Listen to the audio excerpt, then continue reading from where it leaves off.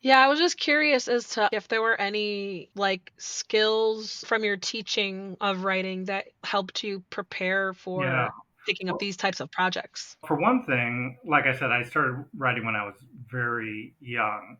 Short stories and serialized stories that I did in like in seventh and eighth grade, which taught me about, for lack of a better word, cliffhangers. Just like getting somebody to the edge of something and wanting to read on to the next section. I started that very young.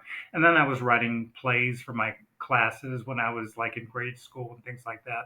And then I did theater at College of DuPage years ago, and I learned a lot about the rhythms of dialogue.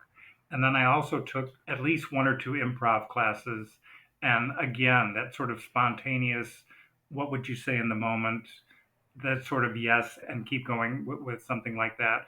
I think dialogue classes, I think places where you can learn about dialogue, like theater or improv classes, can be very helpful because a lot of people seem to struggle with dialogue or they use it as a way to give heavy exposition, which is not always a good thing either. It's usually not.